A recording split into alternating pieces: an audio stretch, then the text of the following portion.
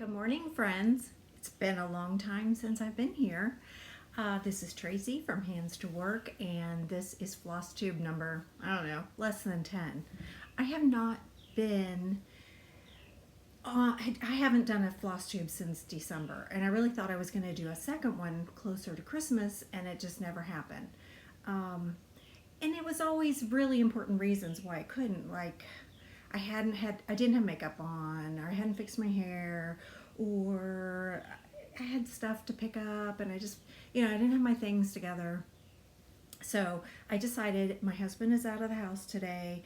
I didn't fix my hair, and I have on gym clothes because that's all I wear now, and I'm just gonna do it. So, anyway, I'm glad to be back, and I have some things to talk about. I don't have notes, so fingers crossed that I don't ramble on too long and talk incessantly about things that nobody cares about. I'm going to start with what's been happening in my life, so you can fast forward if you don't care, which is fine. I So much has happened really since Christmas, but the most significant thing is after Christmas we went into West Virginia to see my family and Chuck's family and his mom, and she was really starting to go downhill. But then her cat died, and she loved that cat. It was the most horrible cat. I think it was feral, but she got it when it was just a kitten, found it in her church parking lot, and this was maybe a year after my niece was killed in a car accident, and I think it was the perfect timing. It gave her something to care for and think about, and Daisy did help her, but she was mean, and she was mean to my mother-in-law. Like, she loved her, but she would bite her and scratch her, and anyway, um, my mother-in-law got out of bed one morning, and Daisy was curled up on a chair, but she had passed on, and that was so hard for my mother-in-law. I think she just kind of was done then, and her health failed very quickly. My husband and brother-in-law called in hospice because she emphatically did not want to leave her home, and she had just turned 88. But she was really struggling getting around, and so hospice came in, and the senior center, I think, helped out too, and they had some meals brought in. But she just, every time, my husband called her every day, and every time he talked to her, she sounded worse and worse. Well, she passed away on March 10th. As a matter of fact, my husband was on his way to go in and stay with her for a couple days, and my brother-in-law stopped in before work to check on her, and she had passed away in bed, which we're very thankful for. She wasn't in a hospital bed, she wasn't in a nursing home, and I think it was easy for her. So she suffered at the end, but not in a lot of pain sort of way, just her body giving up. So that was right when the coronavirus stuff was really starting to ramp up. And we had been watching the news about it and listening, reading, but it just hadn't sunk in, I think, how significant. It still seemed far away. All the stuff happened, I think it was in February in Washington State, and it started popping up other places, but there hadn't been any cases in West Virginia. We had her funeral, and there were a lot of people that came. Hugs, handshakes, kisses on the cheek, all that sort of thing that happens at funerals. And then during that time, that's when schools were canceled in Virginia, shut down, and then they were temporarily closed in West Virginia. We have a lot of teachers in our family, and the grandkids are in school and that sort of thing. So it really started to become more significant to us. And we came home, and it was right after that everything everything. Our state was shut down. The original date was June 10th, but now they are starting to slowly open some things. But so it's kind of funny how things work out. My daughter said, Courtney said, it was kind of like Grandma Margie gave us one last gift of all being able to get together and be together before we all got locked in. And thankfully, no one got sick. With all those people, and I think in Georgia there were a lot of people that went to funerals and got sick, and so everything worked out okay. So there was that. Well, then the beginning of April, I got sick, and I had a fever nearly every day for about 6 weeks. The first time I went to get tested, the doctor wouldn't test me because I wasn't sick enough. So but then it just kept going on and on. And so then my doctor got tests at her office. So I went there and was tested, and it came back negative. But she really thought that it was a false negative for me because I had low-grade fever, a little bit of a cough, extreme tiredness. I couldn't function. There were many days where I didn't get out of bed. I watched everything on Netflix. Just laid in bed. I hardly ate, extremely thirsty. I had that really weird taste in my mouth, and that took a long time to go away. Anyway, she really thought maybe I had it, and I had picked up like a microdose, so I didn't have the full-blown, go to the hospital. But since then, we found out that there are so many different ways that it affects people. Then I found out that I had a urinary tract infection, which I think was the second one I've ever had. And so she put me on antibiotics for that. And but when I went to get blood work, all my numbers were really weird and off, almost anemic. My inflammation markers were like sky high, crazy. And so she sent me 2 weeks later. One thing that she noticed in my blood work is that it appeared that I had atypical pneumonia. And so I went 2 weeks later, which was last week, and had blood work done again. She wanted to check, well, my UTI cleared up, but I still have this atypical pneumonia marker. And so I'm on another antibiotic for that, and hopefully that's going to be it. But I feel so much better. I'm out of bed. I'm functioning. I really feel like my old self. So once I get done with this antibiotic, then I should be golden. So that is the story of my life since Christmas. But we've stayed home. The few times we've gone out, we wear masks. All through this in my area, I've been kind of shocked at how many people are going out and not wearing masks. But it aggravates me because I wear a mask and I'm protecting others. It doesn't protect me because it's a homemade mask, layers, but others aren't wearing a mask, so I'm protected. But it's, it is what it is. We just haven't gone out that much, and we've been very careful. And my husband never did get sick, so whether or not I had it, I don't know. But it's all good now. And I did some stitching. Some, not a lot. I spent so much time in bed, but I was just too tired to even pick up my needle.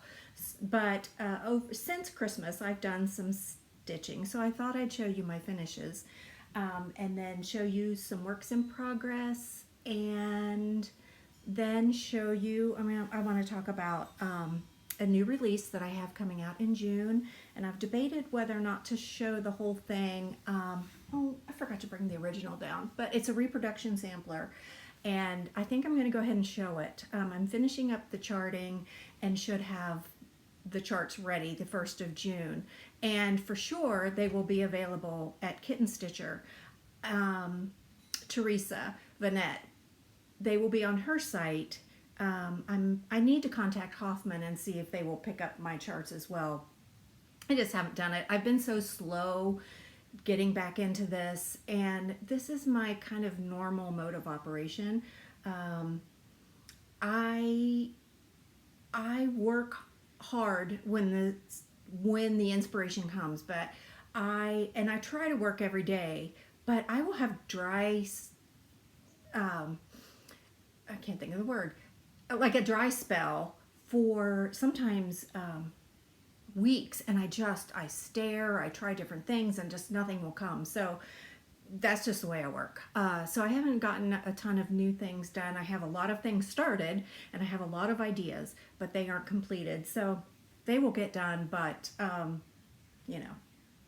slow and steady wins the race. Well, no, not for me, but whatever. So let's start with finishes. Oh, I got a whole pile of stuff here. One of the first things I finished, this is a Scarlet House, and daggone if I can't remember the name of this. I want to say Strawberry House or something like that. But I really enjoyed, I changed up some of the colors, but I really enjoyed stitching this. And I stitched it on a piece of 40 count something or other, a scrap that I had. And I could not find the chart to show the front of it. But this is an older one, and I think it was originally maybe a club kit. But I know that you all have seen it and are familiar with it. So I'm not sure if I'm going to put this in a little frame or make it into a pin pillow. But I really like it. A house, of course, makes it a winner. The other thing is this was the Stitch Along through Tomorrow's Heirlooms and needlework press, and I really love. Once I started this, I couldn't put it down and got it done pretty quickly. I just really enjoyed it. I made mistakes. I always make mistakes, but I don't care. It looks good. One thing I did miss was I completely forgot to finish up these flowers right here. I don't know if I'm going to try to get a needle in there and finish them up or just call it good, but this is the book, and I think this is still available from Tomorrow's Heirlooms. It's a really fun stitch. It used, let's see, over-dyed cottons, Classic, Colorworks Weeks, and Weeks. Those are the two that it used. And some of them I didn't have, so I substituted with what I could find in my stash. But I sent this to Belinda and had her, I copied Carol Sims because she does this, and had it made into a needle roll. I had this fabric, which it looks, I think, fabulous. And so you roll it up either way you want, and then kind of wrap this around. And Carol has a bunch of these, and she puts them in a basket. But you can also make it a table mat. I just wanted something different, so that's how I had her finish this for me. And she did, of course, an amazing job. I love it.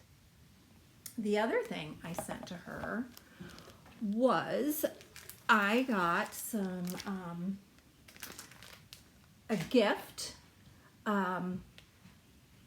can't remember her name. A wonderful friend on the internet sent this to me, and so I don't know why I looked at the directions and they kind of overwhelmed me, so I just didn't want to mess with it. Well, then Belinda does these with the flat bottom and the zipper on top, so I had her make it for me.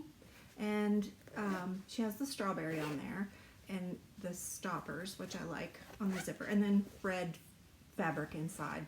I love it. It's not as big as a normal project bag, but it's just a nice size, and she did a great job, and I love it. So then I stitched, I've had this for a long time, Not Forgotten Farm Sepia Sampler, and it's real simple, uses 4 colors of DMC, 1, 2, 3, 4, 5. But, and I just grabbed stuff that I had. I don't know that I had all the exact colors, but close enough. And again, mistakes, but I love it. I love how simple it is. I sprayed on some of the walnut spray, darkened it up in spots. So this will be cut out either in a frame or however I finish this, but this was a fun, quick stitch. I used an over-dyed for the red. And I think it was supposed to be a darker, like a brown or gray, but I thought it needed just a tiny bit of color. So I like that over-dyed red in there.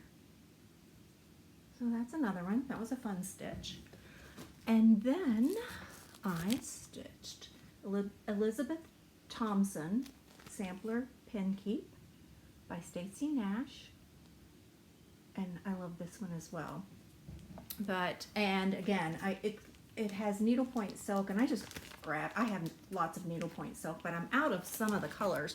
But so I just grabbed some and stitched it. But instead of putting her name on the bottom, I put Pandemic 2020. So this was, again, another easy, fun stitch, and I enjoyed it. And I think this, I don't know what this fabric is. It was in the package. No, that's not right. I got this out of my drawer. I think this is a Lakeside, an old Lakeside that I had. And I would guess 36 count. So, and like the rest of the world, I have started Consider the Lilies, which is really, considering it's a big sampler and it will take me a while to finish, but it's not, some really big samplers I find tedious. And I start at the bottom because I want to be like Nicole from Nicole's Needlework. So I haven't picked it up in a couple weeks, but gotten started. I just got the rest of the threads that I need to do it, but I found it to be a kind of relaxing stitch. Enjoyed it. So that's what I have done so far. And this is on the called for, I believe, 40 count winter brew from R&R. And it smells so good. So there's that. And then the other thing I've worked on, and I have not picked it up in a while, is the Scarlet House Martha Pudsey. And I'm using the called for silks. And here's what I have done so far.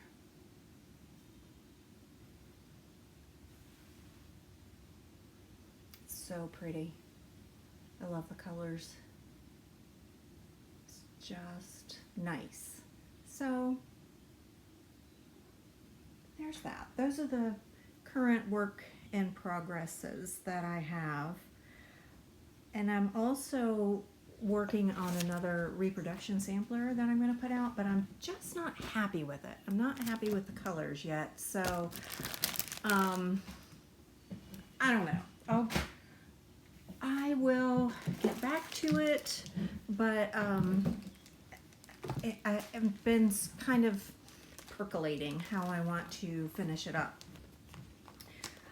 The other thing that I want to stitch is this Not Forgotten Farm, and I think you've seen this from Laura Duet. Nantucket Broom Ride from Not Forgotten Farm. And I saw this in her shop, and it is just so quirky. I got this back in the summer, last summer. So Carol Sims and I both got it, and she ordered fabric, and we shared a piece. So this is Jobelin 28 count Lazy River. And so that's, I think that's maybe what it calls for. Yes. I'm pretty sure I'm going to stitch this over one, because 28 count over two, I can't. So I think I'm going to stitch it over one and just make a tiny little quirky witch on a whale, because who doesn't need that in their life? I love her. And then the house is upside down. I said to Lori, where did that come from? She said, I don't know. But I understand, because that happens to me sometimes. It just comes out. So that is on my immediate radar, and it calls for DMC, and that's probably what I'll use. Just not 2 strands, because I just can't. I'll tell you what drives me crazy about 2 strands. Well, I like small things anyway, but I guess I don't take enough time to make sure that everything lays perfectly flat and nice, and so sometimes they'll get kind of twisted, and that irritates me. And then one strand will be shorter than the other strand because they've gotten twisted up, and I can't stand it. So I only ever stitch with one thread. I can't do two. So that's what I've done probably since the last time we talked. And I have a couple gifts I want to show you. And I have other gifts. I need to pull them out that people have sent to me that I certainly don't deserve the kindness that people show towards me. I've been so blessed to have wonderful friends who are so thoughtful and kind. And so this came from Rosalie Colby, and I showed this on Instagram. I want to say this is a blackbird design. She stitched it and mounted it on this box, and she put a little pair of scissors in there and padded bottom with some fabric, painted the box, which her husband made. Isn't that awesome? I love it so much. I can't even get over that she sent this to me because I shared a chart with her. I mean, that was a simple thing. I threw it in an envelope and mailed it to her, and this is what I got back. Blows my mind. And like I said, I've gotten some other really wonderful things from people that are beyond amazing, and I need to pull them out and start showing you some other things that people have sent to me. For Mother's Day, and I had completely forgotten about this, but for Mother's Day, my girls gave me this and a couple basil plants. This I found on Etsy, I don't know, last summer maybe? I happened to come across it and I sent it to them and said, wow, this would make a nice Mother's Day gift. And they ordered it right then so they wouldn't forget. On the back it says August 1937, and it has some kind of a number for documenting. Anyway, I think it's super cool and I just love it. So pretty. And it's amazing that these haven't just, I mean, I'm sure if you took the glass off, they'd probably just crumble, but since 1937,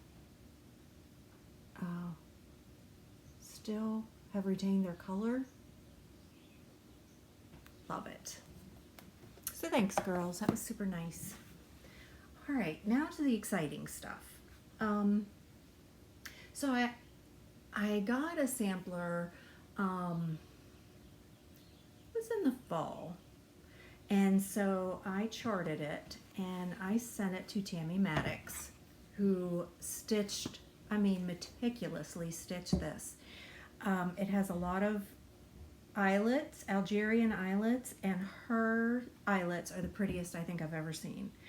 She was in contact with me the whole time. Is this the right color? There's a mistake on the chart, or this doesn't look right. And she sent me back the chart where she had highlighted, made changes, where we made some color changes. Just amazing. I can't even say enough good things about what she did and how she stitched this. Hannah Henson, aged 7 in 1824, finished in November. That's what it says. It's stitched with MPI silks with a couple belle soie, and you'll see where those are. And this is a sampler. The alphabet is done with Algerian eyelet, and then there's a few, let's see, there's a couple right there. I think there's some over here. There's a few scattered about, but mostly that's it. And I always say, if you don't want to do the eyelets, do smyrna crosses, or just do crosses, like 4 crosses for each one big eyelet. Do whatever makes you happy. The frame is from Total Framing, and they did a great job, and I love it. I think it's beautiful in the color, and we did this all by texting and pictures because, you know, we couldn't go in. I couldn't go in, so I mailed it down there, and then when I went to pick it up, John, who works in there, brought it out to me. We had masks on. It was all good. So the two Belsoirs are this red, which I don't remember the name of it. This is Cinnamon Stick. And this is, I don't know, a pretty red. I could find it, but everything else is MPI. The only over one is, she put BER in November over here. And everything else is cross stitch. So, this is almost done. I'll have to photograph it. It's been so gray, but I need to get a good picture of it and put my chart together. So, my goal is beginning of June, and I will have that out, like I said, at least to Kitten Stitcher, and shops can order from her, and I will contact Hoffman as well. But if anyone, any of the shops want to contact me and order it directly, they're welcome to. I'll put information out.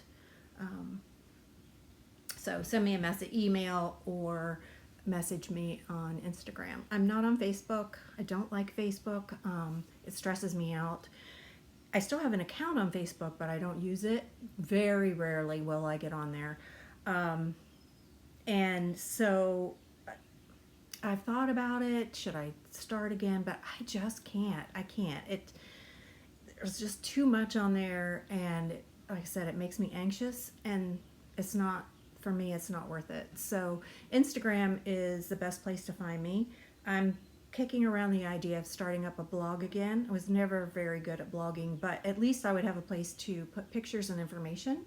So I might do that, and if I do, I will put the information and link it on my Instagram account, so you will be able to find more information there as well.